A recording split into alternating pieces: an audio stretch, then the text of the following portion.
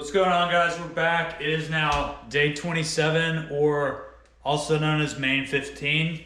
So that marks kind of the end of the fermentation period.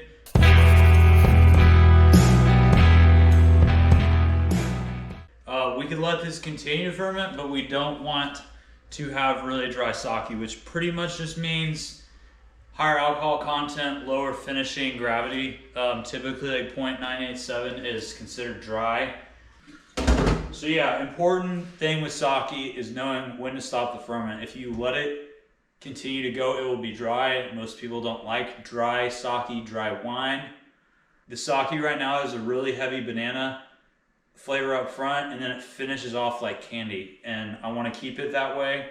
I don't want it to get super sour or tardy. I want to keep it a sweet sake because I brewed it. I can choose when I want to stop it. So we tried this last night on the Yodan.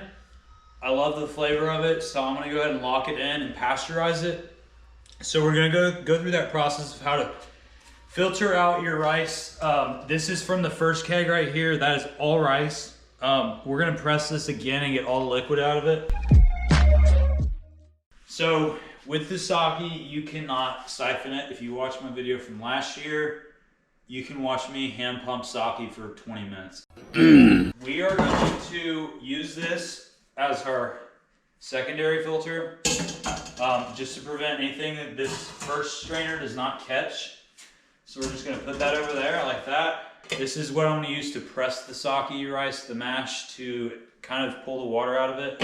The longer this is open, the more oxygen gets in, the worse it's gonna taste. So pour it over. Try not to get the handle.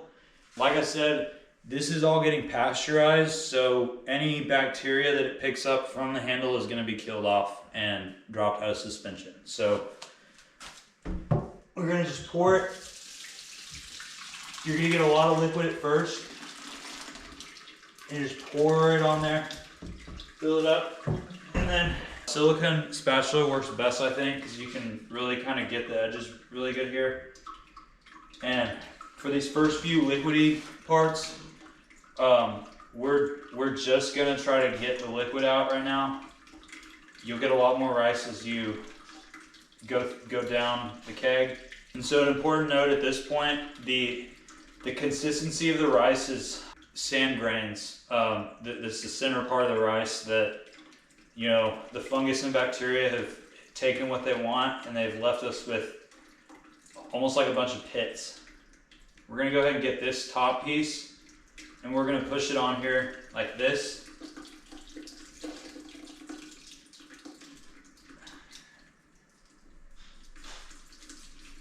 And boom. So we're just gonna do that over and over and over. We're gonna get our rice mash, put it in here. That's what it looks like after it's pressed.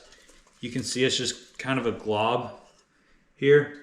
We're gonna press it again to get all of it out. A lot of commercial brewers have equipment made for this, but unfortunately, Happenstance Brewing is not there yet. They make $1 million deals with smart, important people, unlike you.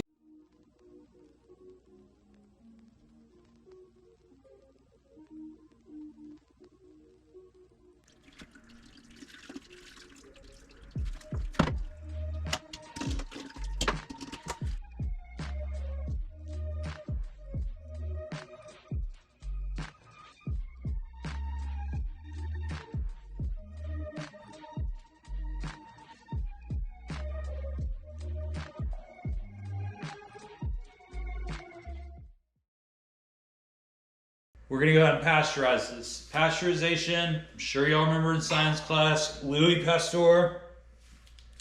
I pasteurized this jug earlier. You can see the thin little layer here.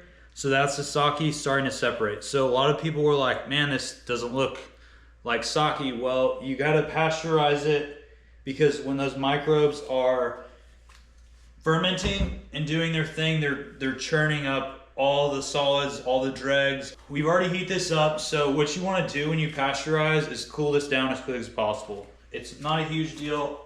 I got away with it last year. So we're gonna put this in a water bath We're gonna put in this little ice bucket here. Well, important note, if you pasteurize and your glass is 170 degrees and you put that in ice water, it will explode. Woohoo! Look at that shit!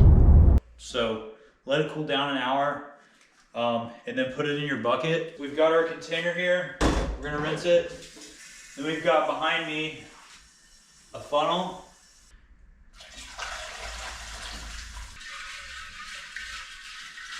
One minute, 37 seconds later.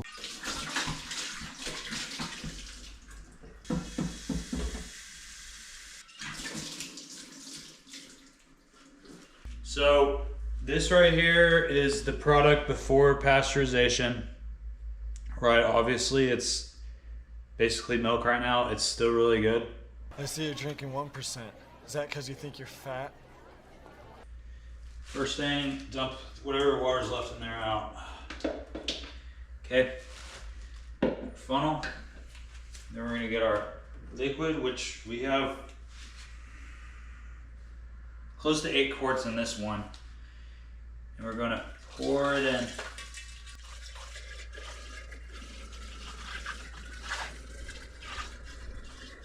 So now we're gonna put it in our hot water here. And we got significantly less out of this because the sake explosion of 2023 happened. We're at 53 right now. Our bath is at probably about 100. So I'm sure, as you guys know, water has an incredibly specific heat. Biggest tip I can tell you on pasteurization here, don't just get a bunch of hot water, put it in a pot, and then put your cold glass in there. It will, just don't do that. What most people do is they'll kind of like have this already warm and then put their glass thing in there and slowly heat it up. Don't put it on high heat. Just put it on medium heat, and you're gonna run, you know, I've got my thermometer here to tell me, and I actually am gonna set it to the pasteurization temp, which is 165 degrees for 30 seconds. But given that I have such a giant vessel and a lot of liquid here, we're gonna do 165 for about 2 minutes. Or you can do 155 for 30 minutes. So I wanna make sure we don't have sparkling sake, so we're gonna make sure we pasteurize it good. And see, like I said before, this stuff is just so thick that your hydrometer will pretty much stay wherever you put it. So I like to kind of bounce it back and forth like this, and then maybe it finds its spot. But like I said before, I really like where we're at. We're at about a 10. We're at about a 1020. Oh wait, no. 1.02, 1.015, which is perfect.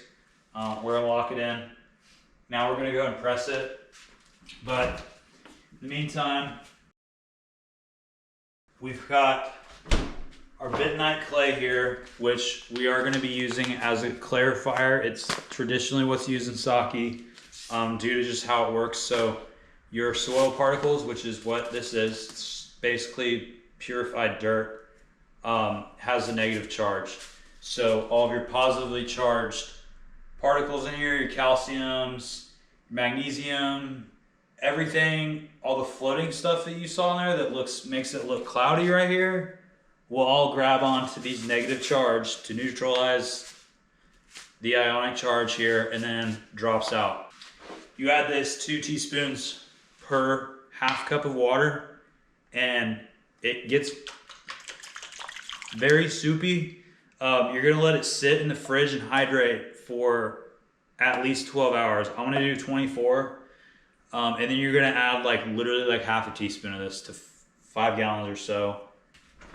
Yeah, that's pretty much it. So we're just gonna pasteurize this, and then once it's pasteurized, we're gonna put it in the cold bath like the other one over there. Kind of let it cool down. As always, guys, thanks for watching. Next video is probably gonna be on bottling of the sake and, you know, adding the Bentonite clay. But guys, pretty much after you pasteurize your sake, you're done. Most people pasteurize one more time right at bottling. It's much easier because you just pasteurize the individual bottles.